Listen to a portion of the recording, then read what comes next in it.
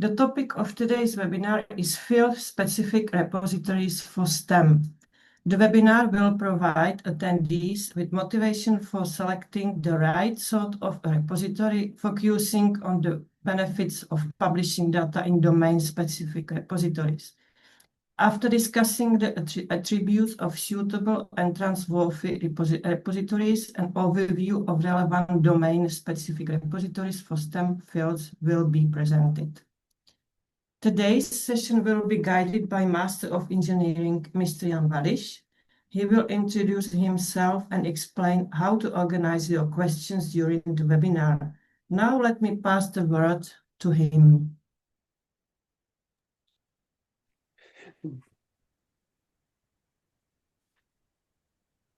Good morning, everyone. So, short list something about me. I'm an analytical chemist by training, and at UCT, at the University of Chemistry and Technology, I also provide a support in the field of the data stewardship or of the research data management.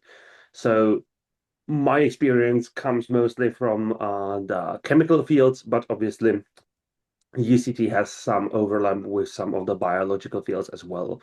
And I personally deal with biomedical data. So I cover essentially everything except for pure biology and physics and some of the material sciences at our university. At the National Library of Technology, I also provide the educational services and consultational services regarding amongst others, also research data management. So I think that you are not here to listen to me talking about me, so I will kindly replace the presentation on today's topic, which was introduced. The bar has been set quite high. I'm not entirely sure whether most of you will be necessarily inspired by field-specific repositories, but I hope that I will give you at least some idea what to look for. So now you've heard a lot about me. I would kindly ask you if you could scan the QR code in the screen and tell me something about you. It's just 2 questions, so don't be afraid. It's not a long interview. I'm generally interested in the stage of your career, and also whether you are a PhD candidate or a postdoc, and the field that you are mostly in. It's a multiple choice, so if you identify like multiple specialties, feel free to select multiple specialties. Oh, no, I think that it's nothing sharing. Yeah. Screen is not shared. It's not, I believe it is shared. You don't see it? I can see the presentation and the results from the presentation. It's no problem. Okay. I see it too. So we've got life sciences, chemistry, physics, engineering, very well, computer science.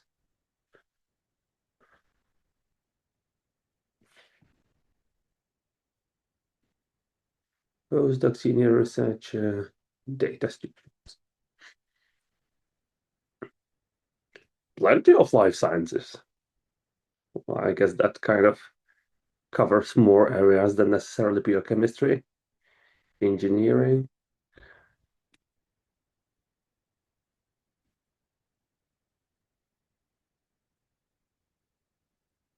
We got some 27 souls approximately.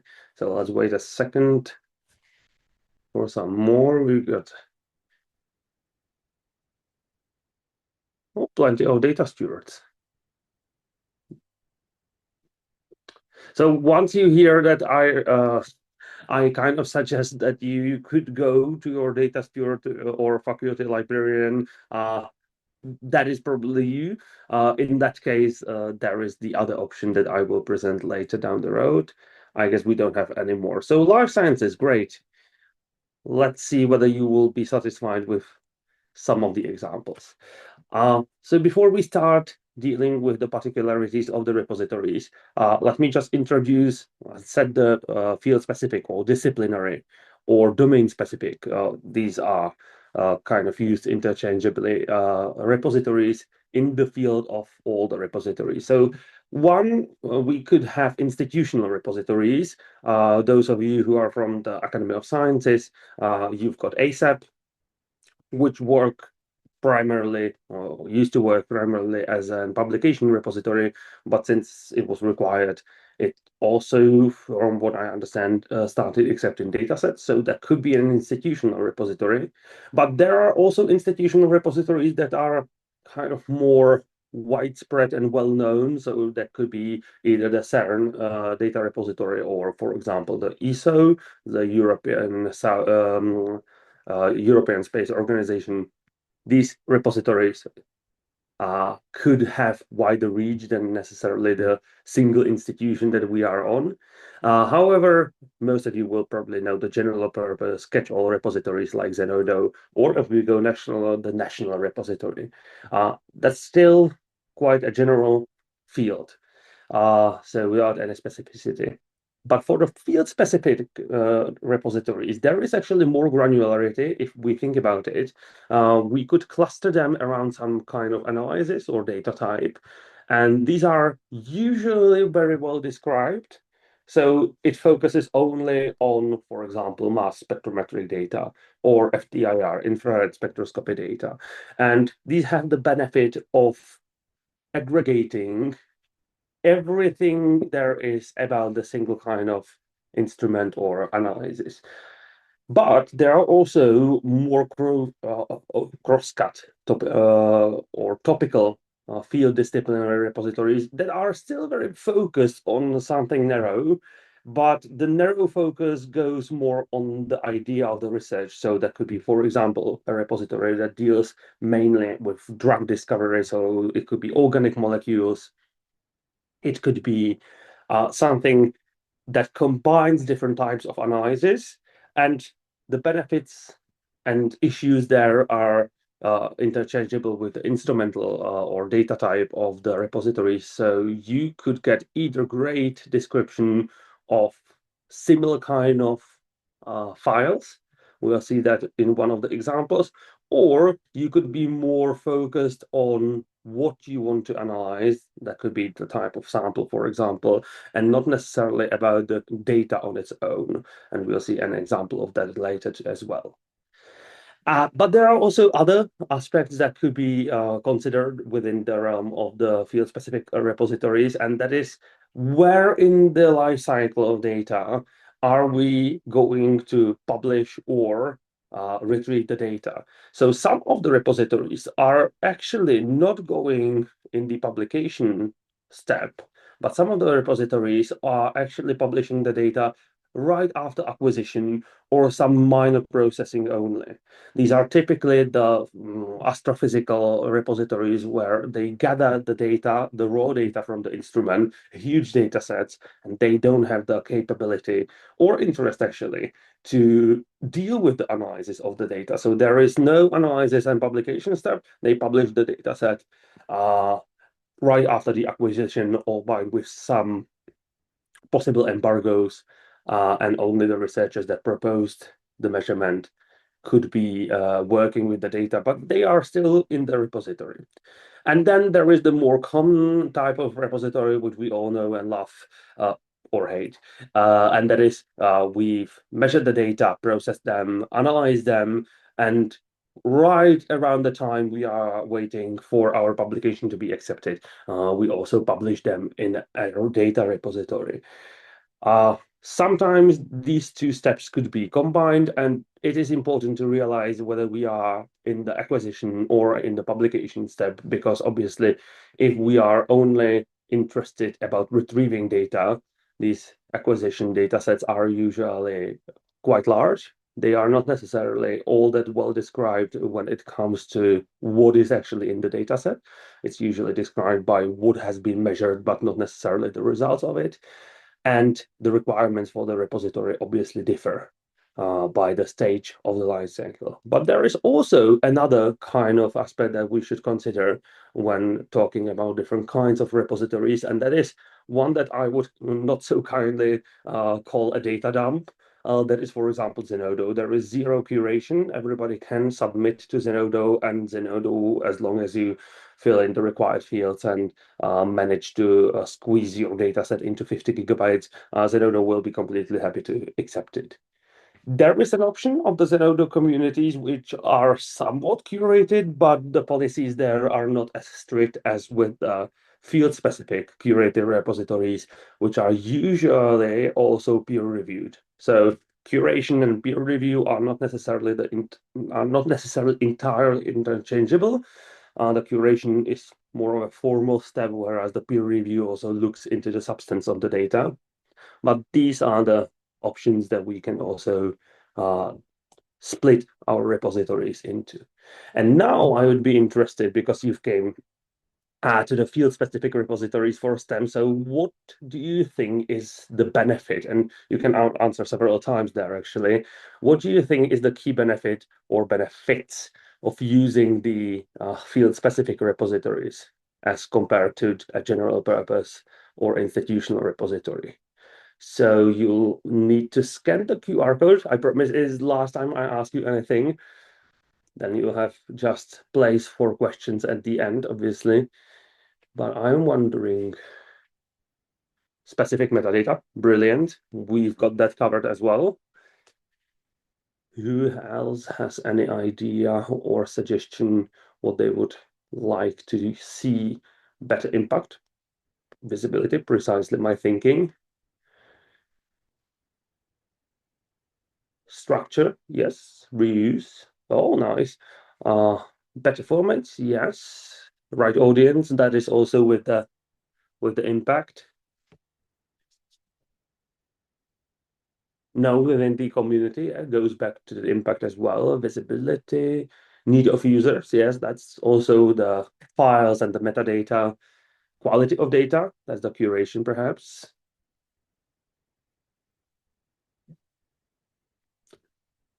I'm wondering to enlighten myself if we've got something completely new. Structure, need of users, specific metadata. Better impact seems to be one of the most popular here.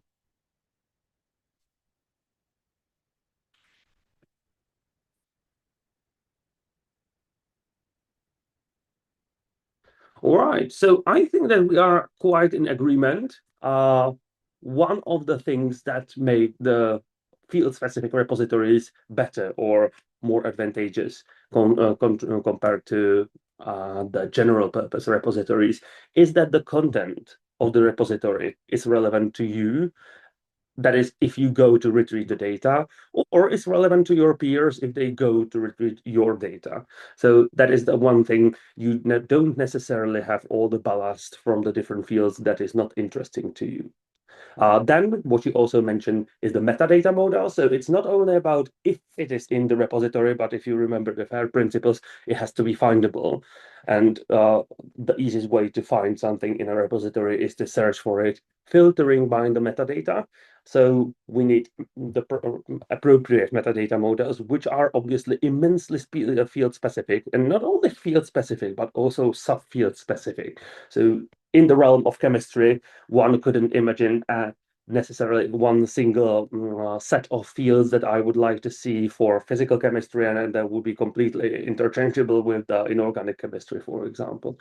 So it's the metadata models, definitely, but also the file format, which gets back to the content. You want to probably get your data in a familiar format. I'm not necessarily suggesting that the format is or has to be FAIR in this regard, or the preferred format, but it is at least usually kind of universal across the field, hopefully somewhere less, somewhere more.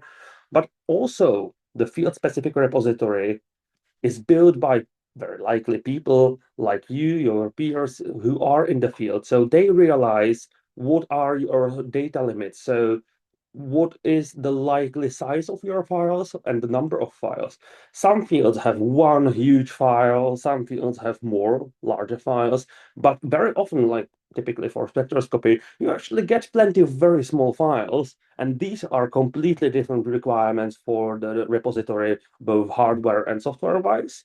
So if it is a field-specific repository, if it is clustered around the right kind of type of data, so that is probably the instrumental type of repository, these limits are obviously taken into account. But also, as you've mentioned, it's about the community. So it is, if the dataset is uploaded into a general purpose repository, yes, somebody might find it there, but it's probably not going to look for it in the first place over there.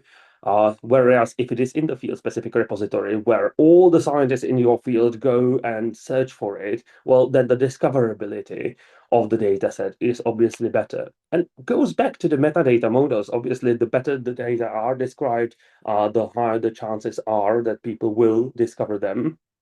However, it's also about the notion that in the first place, you need to select the repository. So this goes in multiple ways. But the community goes way beyond just discoverability and higher citations. It goes also for standards. Some communities are well organized, some are less organized, but very often there are some notions or some community standards about quality control. So the submitted data are not necessarily all on the same level of quality, and it is one of the possible jobs of the repository to essentially filter out the inappropriate or low quality data sets. And this could be done either by peer review or by the curation step, at least that it is well described, although not necessarily looking at the quality of the data on its own. But also the community understands through the standards the nature of the data. So if it happens that your data is somehow sensitive, not necessarily only in the biomedical field where it could be sensitive as in personal and sensitive, but it could be also that the data has some dual use potential. That is, in the cases where you suspect that your data could be misused by other armies, other militaries. In such cases, some level of access control, obviously kind of define the openness of the dataset, but some level of access control to the files, to the proper data is required and is completely sensible. This could be either a geolocation, this could be at least taking into account whether the researcher is actually a researcher, so using something like CheckEduID to learn whether the person downloading the data set is actually from the right country that we are playing together with. Could be one of the things that you need to consider, and that the field-specific communities and repositories usually take into account. So here is a list of what I would like to think about if I'm looking for a field-specific repository. The first question I need to ask myself is, what am I going to be, which position I'm going to be in? So am I going to only retrieve the data, or am I also going to contribute to the repository? So am I going to upload there? This seems like a trivial question, but obviously we are not all necessarily just contributing to the repositories. We are sometimes also in the need of reusing the data, and we need to first get the data. So if I'm retrieving the data, I don't really care about compliance with any of the grants or whatever. I probably care very deeply about how easy it is for me to find the data. So I care about field-specific metadata. I probably care about access control in the sense I need something that is easy for me to access. Obviously, I look for open licensing, which is easy to understand and allows me to reuse the data properly. But also sometimes maybe you don't want to download garbage, so you also, even in the retrieving version of the approach, kind of care about the reputation.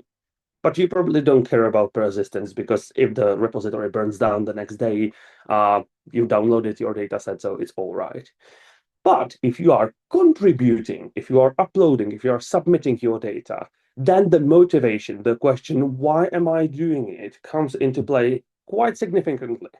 because there is a huge difference between complying with grant and between doing what is common in the community and doing the publication, submitting the data to support your publication. These two could have completely different requirements. So if it is only for the grant compliance sake, you are very likely going to look for a repository that is as fair as possible, right? So it has to use DOI essentially. If it doesn't use DOI, it's a pain. Even the handles can sometimes be non-compliant in some of the grants, and DOI is something that the administrators of the grants are just used to. So if it doesn't use DOI, it might be very well usual in the repository in the community to submit to such a repository, but for you it would be almost useless. It kind of needs a grant number or dedication field in the metadata, and again, most of the field repositories, as you'll see, are built for scientists by scientists. So when they build it, they don't really think about grant acknowledgements all that much, and they don't care, I guess, for it all that deeply. But you know who cares about it? The grant provider. So the motivation is quite important. If you, on the other hand, submit the data only because you want to support your publication or because you think that your data should be there and should be open because they are so great that somebody should be able to take advantage of it, then you actually start caring about what is the compatibility of the formats that is required there. Can I publish everything that I've got, or do I need to do some dark magic with it? So at least zip it into smaller folders.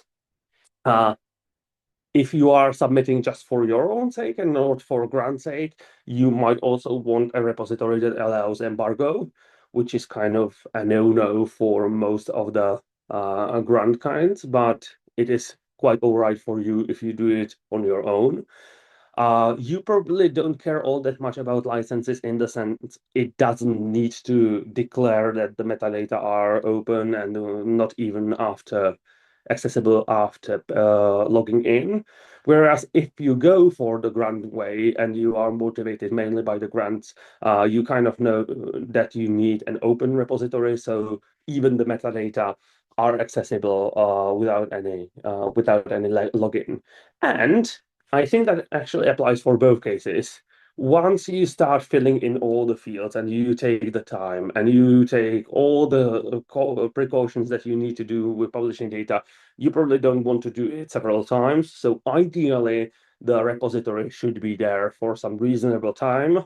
So that is persistence and sustainability. It's not the ecological sustainability, although I guess that could be an question as well. But usually the repositories that we look into in the field are for free, so we don't necessarily pay directly anything. So they are usually supported by some sort of grant agency or some sort of foundation. There are very often non-profits, which raises the questions: what are the business model of these repositories? What are their sources of income?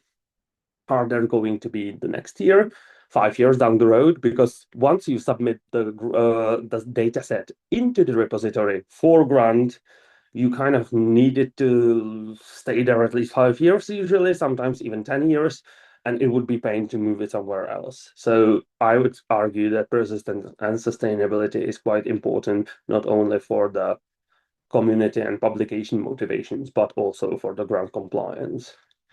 And well, price doesn't necessarily need to be a factor over there, but if you don't publish the data from grant, or if you've got a grant and you didn't, or the researcher that you are helping to didn't necessarily budget for it because publishing data was the last thing that they were thinking about, then obviously the price comes into play as well.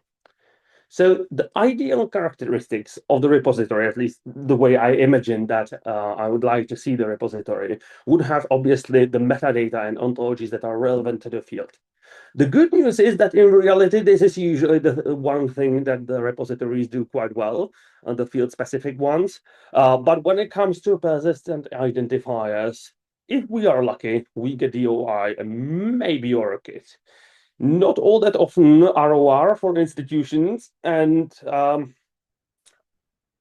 I haven't seen all that many repositories in chemistry or in natural sciences in general that would be supporting the IGSN, that is the persistent identifier for physical samples, which is surprising because physical samples in the physical sciences are quite important, right?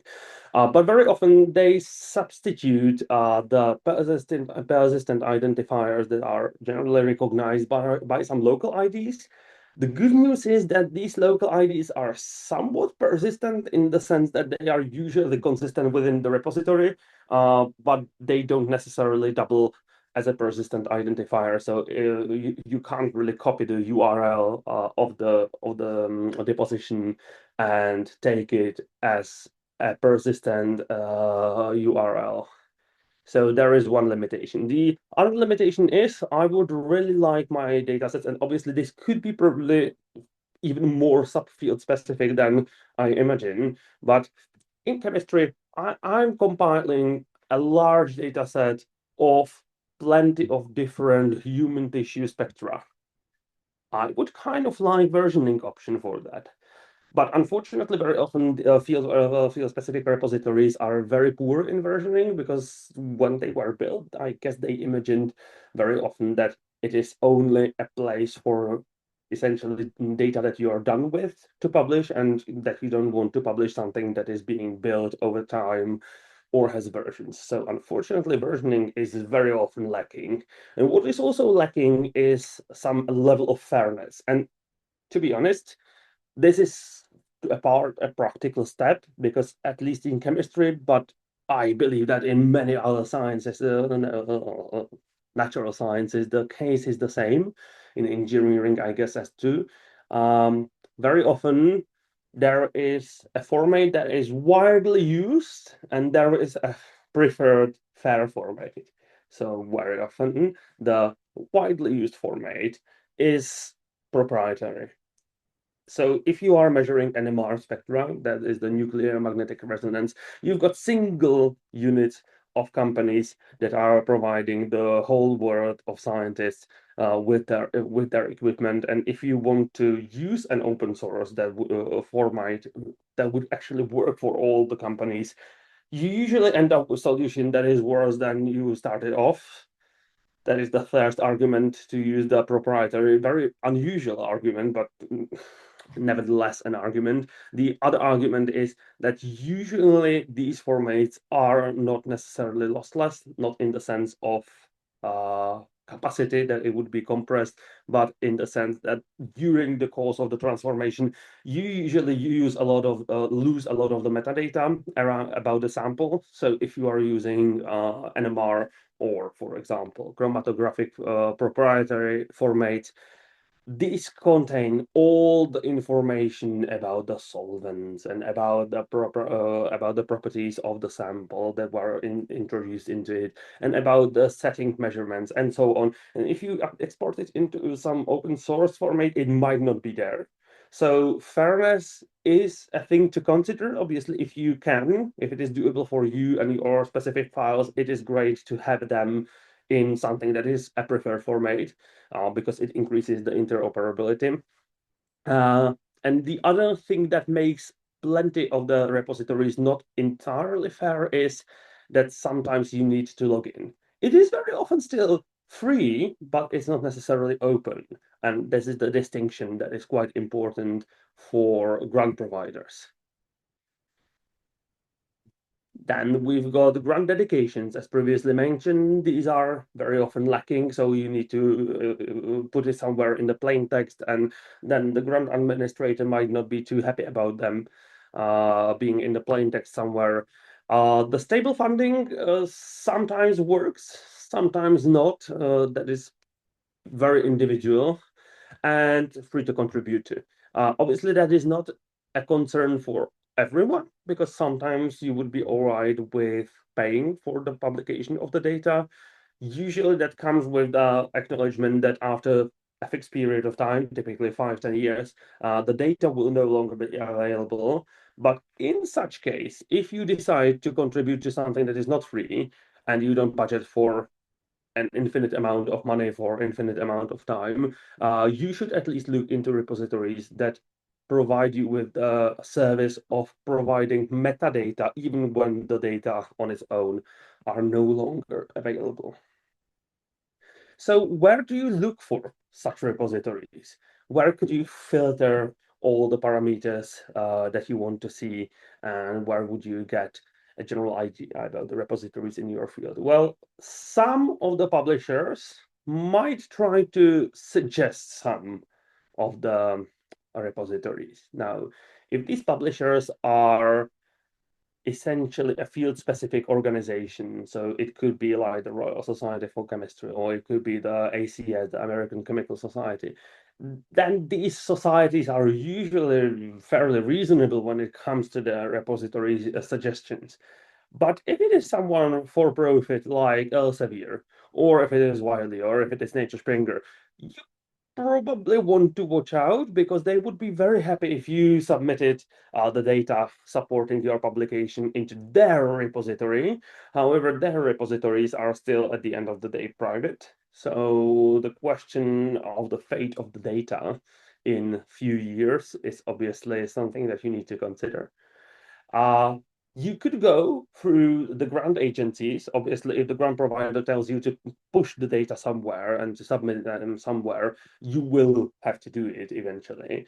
One of the cases, I consulted some data that were of a technological nature at our university, and the grant was together with the American EPA, the Environmental Protection Agency, and together with their agency for energy, so something like that. And it was dealing with some material sciences. And the requirement there was very clear. Once you have the data, you need to publish them in our institutional repository of the department. Very clear cut. No reason to find any other field-specific repositories if the grant provider tells you to do that. That being said, the ERC, and we'll have a look at it, doesn't really tell you which one you should use, but there is an exhaustive list of plenty of repositories, and when you go through it, you learn that there isn't actually such a long list of the suitable repositories. But there are also great companies like, institutions like the Deutsche Foundation for Chemistry. We'll have a look at that. And then there are the catch-all general purpose repositories, aggregators for repositories like the RE3 data, where you can click on the wheel somewhere. It will go with you through the different subspecialties, and then it will spit out a list like this. The list can be further filtered. So you want an open repository, for example, and then you want to have the CC license. And then you might want a non-profit, so you can also check that one. And you want to be at least DataCite metadata schema compliant, so that is showing that you will be using DOI essentially. Amongst other fields. Yes, you can select a persistent identifier. It is not a chance that they've got DOI and S89 repositories and DataCite metaschema as 89, because these are linked together. You probably want something that is easy to operate for you, so that it would be probably English, and so on and so on. And it will spit out a list of repositories. You can have a look at it. There are different attributes, so you can see that this one is open, so you don't need any login. It provides licensing, it provides persistent identifiers. This means that they've got some sort of policy. You can learn where it is based. You can see that Germans are very active in this regard. We had a German lecturer, German speaker at the national meeting of Data Stewards last Thursday, and I was quite surprised that although the Germans are so active in the open science field, apparently they are a very lonely bunch of people, because he didn't forget to mention, same as the Polish speaker, that we've got a very active community. So they might be active, but on their own. I guess. Similar to the RE3 data, there is FAIRsharing and plenty of these aggregators. The good thing about FAIRsharing is, in my years of using these two sites, RE3 data has been repeatedly unavailable, whereas FAIRsharing has been very stable. But the amount of repositories in FAIRsharing is not perhaps as extensive as in the RE3 data, because FAIRsharing actually deals with plenty more things than just repositories. They've got standards, they've got policies. So if you need to persistently reference something, even metadata schema, this is your go-to page potentially. And then I mentioned the funders. So that could be the NFDI for HEM. And they've got brilliant resources if you've got time and you are in the chemistry field, but honestly, sometimes even if you are in the neighboring fields, if you are in the biological world, if you are in the materials world, go have a look at their website. They've got plenty of great resources that are also in English, by the way. They do that also in English, not only in German. And they've got everything from best practices, and also they can help you select a repository. So if you go and have a look there, you can go select your repository essentially based on the type of data that you've got. So maybe you've got inorganic structures for crystals. Maybe you've got just some simple mass spec data, or maybe you need a repository for all your chemical measurements essentially. So you can do that either this way, or you can go directly, you can go directly to the different kinds of types and formats of your data. You can have a look that if you've got mass spec spectra that are in JChem, Chemotion is your selection. If you've got mass spec data and you want your data to be validated and peer reviewed, you should go to Massbank. So this is a brilliant resource, especially for chemistry, but it reaches way further. And one of the most searchable, in a way, list of repositories is the ERC. I wouldn't say it's a list as a website, because it is essentially a deposit on Zenodo, but this is one of the files that you can download. And it's an Excel table. It's a long Excel table because these two are in one row. So it's a long Excel table. But you can filter it through plenty of different attributes. So you can see whether they've got a CC0 or equivalent for the metadata. You can go for the PIDs. You can see even what kind of metadata standard is there for you. So you can search and filter out these repositories, and these have the benefit of telling you how compliant they are with the ERC requirements. The disadvantage of this list is if you look for the panels, if you go through the repositories, these are essentially all the suggested pre-filtered for you repositories that are compliant with our IRC. There aren't all that many over there. So the list is there, but it's not necessarily entirely exhaustive.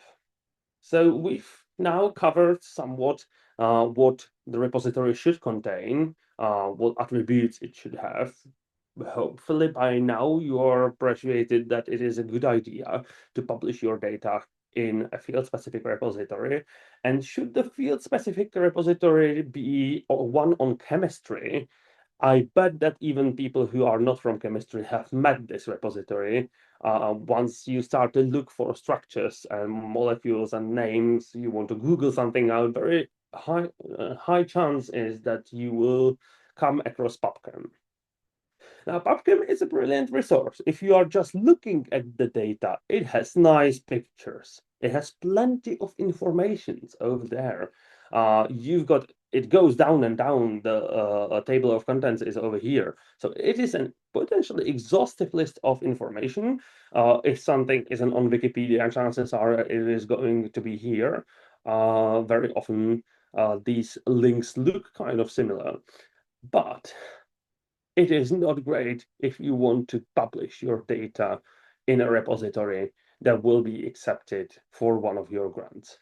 It is nice, it looks nice. From a user perspective, it has plenty of things that you wouldn't be hard-pressed to find at one place in other repositories, like it has FTIR spectra, NMR spectra, MS spectra, all in one place. It's a nice thing to do. It's fairly user-friendly, but usually the data there are not open. They are accessible, but they usually have a copyrighted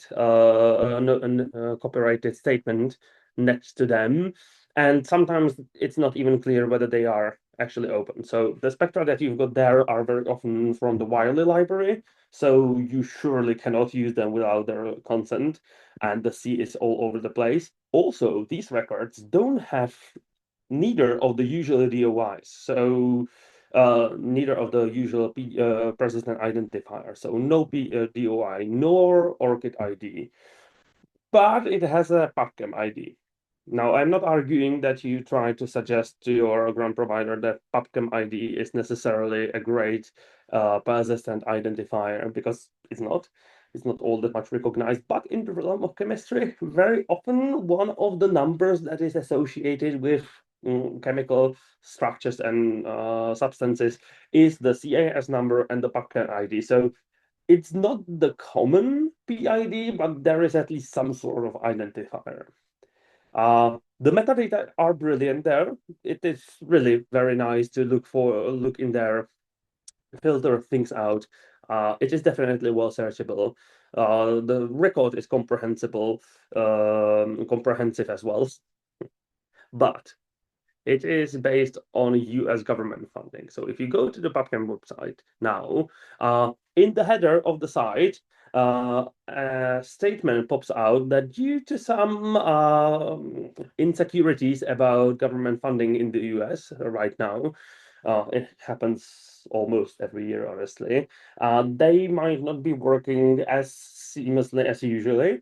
And this is the same case for all the PubChem, PubMed, ChemSpider, everything that comes under the US federal grants and funding is every year in question whether it works, essentially before the Christmas. So something better. The Massbank, that is one of the NFDI for Chem supported repositories for chemistry, and it's the right opposite of the PubChem.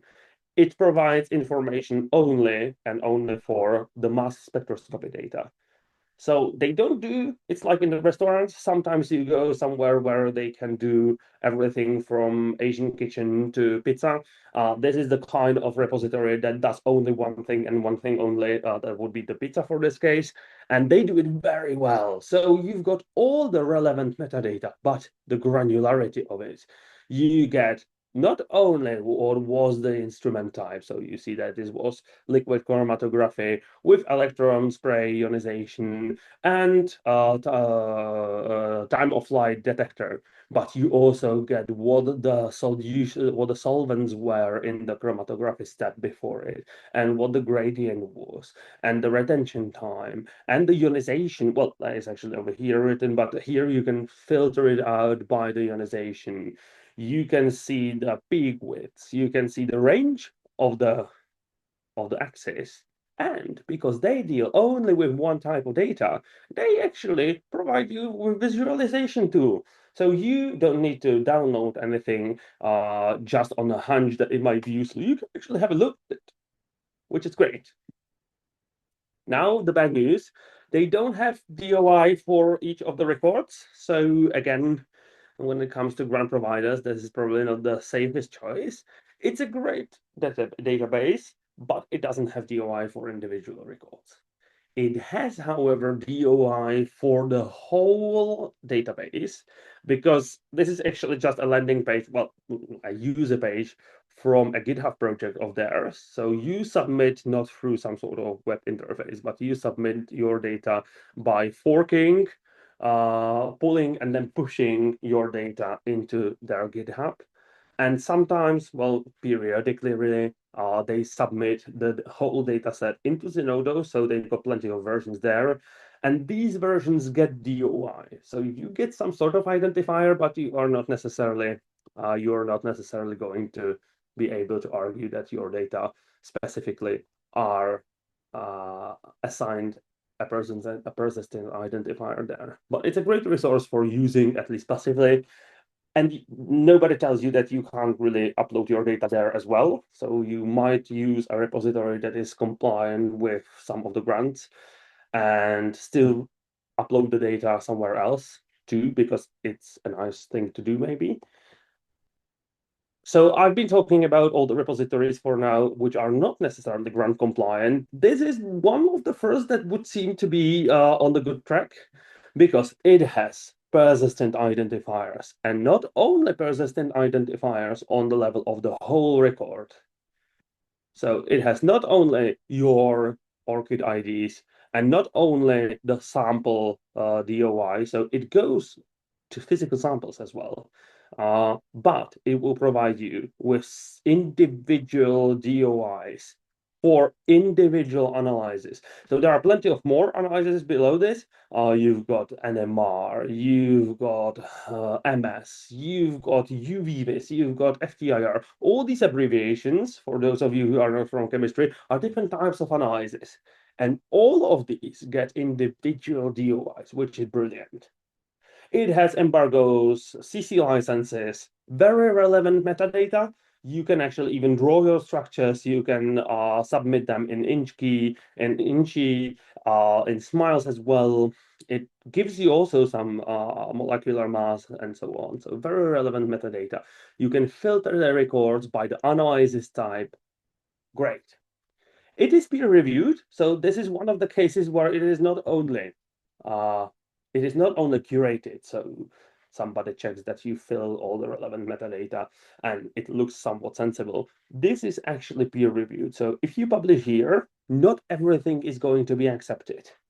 It is very likely going to be stable for the next years because it is coming from a combination of different funding from Germany. So NFDI for Chem is one of them, but it has plenty of other supporters as well. And if you are using the Chemotion electronic laboratory notebook, you can actually submit into that way easier. There is one slight disadvantage. You're limited to 10 gigabytes per user, but given the type of data that you are actually submitting there, I don't think it's a huge limitation for now. And I believe that some exemptions could be probably made. The field-specific repositories have the great advantage that they are quite small very often, so they are sometimes more flexible than other catch-all repositories might be. So not to talk only about chemistry, let's go to biology, which was a trick because this is essentially also chemistry. Well, protein structure database allows you to be put into several categories. This could be biology, it could be also chemistry, but to have it more diverse, let's have it in biology. So it gives you visualization of your structures. It gives you nice metadata, including the resolution of the data there, which is great. It supports linked authors as well. It's a nice record, right? So what could be wrong there? Well, except for not supporting the omics format, so that is the proteomics and so on, and except for not supporting computational data and not having versioning, it's honestly one of the best repositories for structural data. It has CC0 license on everything, so deal with it like you want. If you are in Czech Republic, which we are all, CC0 licensing is a bit of an issue, but if you submit there, I guess that it's quite all right because where they reside, it's completely legal. And this is actually one of the oldest, if not, it is a self-proclaimed the oldest protein structure database. It has the relevant data types because it has been growing with the field. It has very relevant ontologies, which is great because it helps you to have the metadata well structured and also very systematic. So if you are submitting structures, this is one of the places to submit the structures. I'd argue it is the go-to place. And you can see that I'm not biologist because this was the one example from biology. Now, I'm not even trying to give some examples for each field because that is simply undoable, just given the granularity of the fields and also given the nature of my specialization. But I have included the physics repositories just to give you the idea how different the fields and the ways in which the researchers are used to publish the data can be. So this is the ESO, the European Southern Observatory Science Archive. It looks dated, to a point it is, but it allows you nicely to select your data based on the instrument. So this is one of the kinds of the repositories that is heavily centered around the kind of instrument, and it is quite understandable, right? Because in chemistry, we all can have our own instrumentation, but in astrospectroscopy, if you want to build a very large telescope, you better prepare some budget for it. So obviously, none of the researchers owns the data, and this is the repository of the raw data, essentially. So you can select the instrument, you can select some things that I have no idea what they are, but my friend who is an astrophysicist assured me that they completely make sense. So that is the good thing. It is brilliantly documented. If you click on it and open the data set, it reads like a chapter in a textbook, in the sense that they even explain you how the instruments work, which is great. It is well described, but it is essentially just reading, because you are not going to submit your data sets there, since this is mainly for the raw data there. So it is very different than the kind of repositories that we meet in chemistry or perhaps in biology. And to continue on the trend, so we've been in the space and now we are coming back to Earth, particularly to Geneva, because another type of instruments that are too large to be owned by one single research group are the particle physics, particularly the high energy particle physics experiments. And this is precisely it. This is the high energy particle data repository. It is built and maintained mainly by Zenodo, by CERN, which is also keeping up Zenodo. It has relevant metadata for the field, so you've got the reactions, you've got the energies over there. Once you start to see more of the repositories, you kind of realize they start to look pretty much the same, apparently built around the same front end, but they do all the things that should be there. They do the persistent identifiers. It is curated, so it is not necessarily peer reviewed, but curated. It has a trusted and sustainable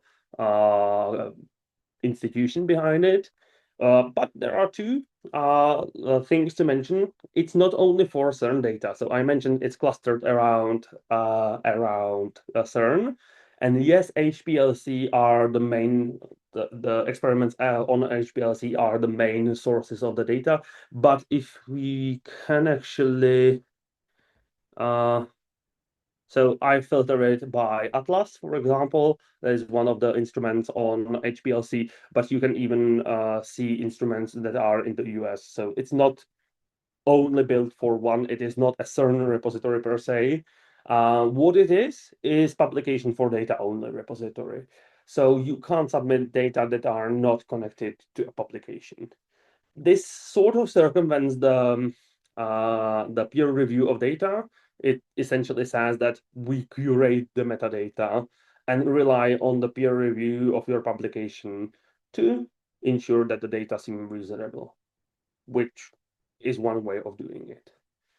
So these would be the physics repositories, just to give you the taste for how different they could be. And now to give you one that is very nicely named Earth and Environmental repository. It's called PANGEA. Again, it's Germans, and it provides plenty of the field-specific metadata. So it has some sort of coverage. So it has the geospatial data, which is quite nice. It even has the visualization for it.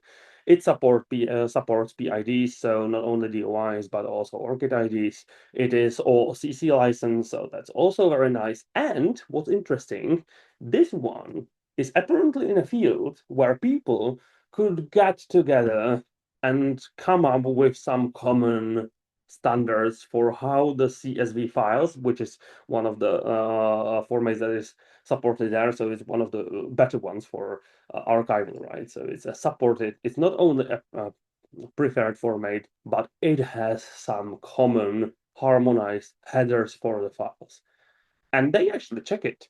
From what I've read, if you submit there and you don't have this, they will give you the data back and tell you to come the next time. So that is a great thing because it allows other researchers, when they are reusing the data, to get rid of one of the biggest headaches, and that is the harmonization and data cleansing. So that is awesome.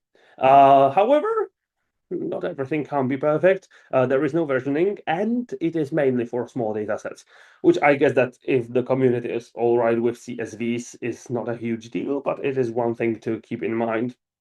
So if you've got larger data, then chances are that you will be publishing just metadata there, and you will have to just link the proper data somehow else. And then one for the engineering and material sciences. And I have to admit, I'm cheating again a bit because this is actually just chemistry in another dress. It's called NOMAD. It's for simulation data. And it is, again, one of the recommended repositories by the ND FAIRsharing. It is over relevant. The metadata are nicely structured, including some angles, and I'm doing like I do understand it, but like I do. It has plenty of different visualizations, so you know what you are downloading before you download it. It has rich support, and by that I mean they've got plenty of tutorials how to upload there, which is great, especially if the researchers are on their own and they don't have anyone to support them. This repository has video tutorials, and it also can accommodate larger data sets, which is great. And so far, what I've been describing were repositories that are already working. Some of them have been working from the 80s, like the protein structure database. Now I'm going to talk about repositories that are just being built or are going to be built. And these are the repositories under the National Repository Platform. The National Repository Platform has already one working repository, and that is the National Repository, but that is a catch-all repository. So it's not a field or domain-specific repository. Now we are going to talk about the domain-specific one. So one of the benefits of these repositories being built under the NRP is that they are built very likely by your colleagues from the field. So if you've got some requests, feel free to reach out to the relevant working groups, pracovní skupiny of EOSC, because they are the ones that are talking about it, discussing it. We've been discussing the DANTEC, the repository for material sciences, which will cover essentially everything from some sort of physics to chemistry, so also the spectroscopies and the separation methods and microscopies. If it isn't medicine or biology, and if it isn't huge laser physics data or solar data or some repositories for astrophysics, it is very likely going to be in the STEM fields, the DANTEC repository, so keep that in mind. And the good news is, contrary to physics repositories that will take their sweet time, Marek Tapecauer is very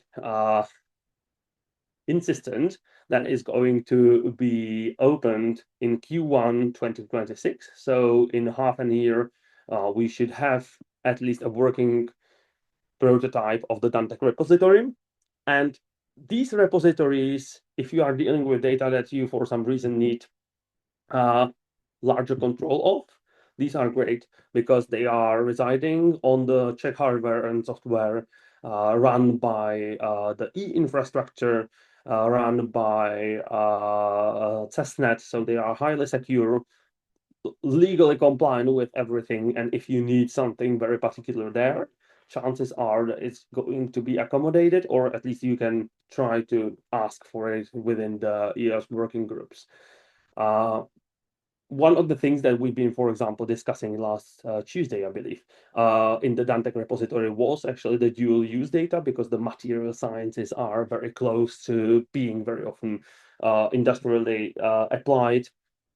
It's, after all, an applied research very often, and some of these applications might be military. So one of the requirements of the community is probably going to be that not all the data in the repository are going to be entirely open. So there will be some data that will be open, no login needed, but there will be probably data that will require some researcher identification. And this researcher identification could be also linked to where the universities are, essentially. So some level of control is going to be there. So that was just an idea to what to keep an eye on in the upcoming months and years. And now we are coming to a close.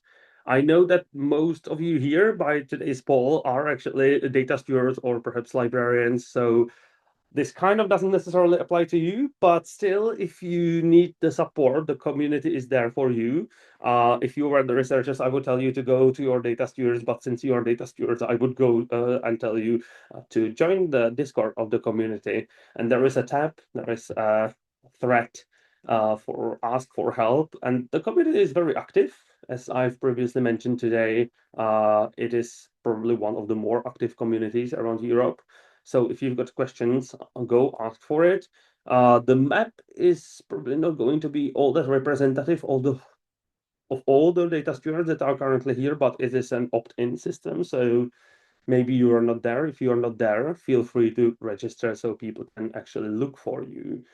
And with these wise words, let me just conclude today's webinar.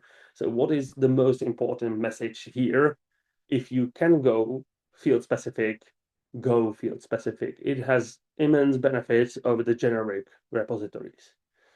Obviously, if you are a data steward for a whole institution and your task is to provide support and upload the data sets to plenty of repositories, it might be economic to select only a few. But if you are a researcher, or if you are supporting a researcher only with only few projects that are in similar fields, try to submit into field specific repositories. It's the good practice in the field. When you are searching for the repositories, don't start with just bluntly searching for them, but stop for a second, think about the motivation for submitting into the repository, whether it is compliance with grants or whether it is going to be working within the community, because this will inform your decision regarding what requirements you will be asking from the repository, and this will then help you to select the right repository that is right for you. Also, if you are looking for places to store data, publish data, if you've been doing the opposite, so if you've been retrieving data, maybe the place where you would go for data, for hunting for data, would be the right one. Don't feel ashamed by using the aggregators. They are not there only for researchers that are doing this for the first time, but they are there for all of us, even the data stewards and librarians. Also, feel free to use the funders' requirements or suggestions. They are usually there for a reason. And almost penultimate one, don't forget to look out for the National Repository Platform domain-specific repositories that are going to come up sometime soon. And if in doubt, reach out for support, be it for the data stewards or open science departments at your institutions if you are the researcher, or if you are the data stewards, reach out for the support within the community. And that doesn't necessarily mean only the Czech data stewardship community. It could be also the field-specific community around the world. People are supporting publication of data not only in Czech Republic, obviously, but you can also go ask the community of researchers in your field across the borders. What is the good practice there? So if you've got some connections over there, feel free to reach out. If you don't, and you found some data sets that you like somewhere else, maybe that is the place to go. You can ask the researchers over there too. And with that, we've come to end. So I would open the floor for discussion. I've got you here all linked, and I think that this time you can actually unmute yourself and ask the question right away. Maybe Ms. Holešová will correct me if you are not allowed to.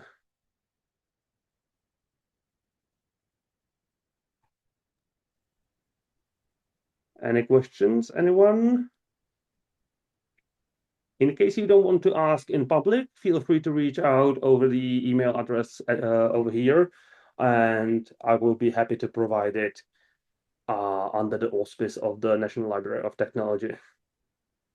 So all your questions will be obviously confidential if you ask them over the email, and all your questions will be obviously open and public if you ask them over here now. Do we have any questions? If not, I would thank you for your attention. I would thank the organization team for organizing this. Okay, if there are no questions, I would like to share our last screen.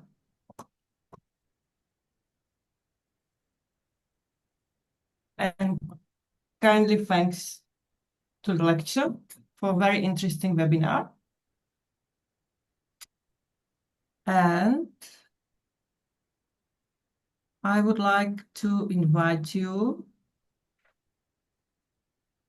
to our next events organized by the Training Center and also by the Association of University Libraries. From the 10th to the 12th of November, will be organized Open Science Week, and this is organized by Association of University Libraries. You are very sincerely welcomed. And from the 2nd to the 3rd of December, we will organize our Training Center National EOS Conference. All informations you can follow on our websites.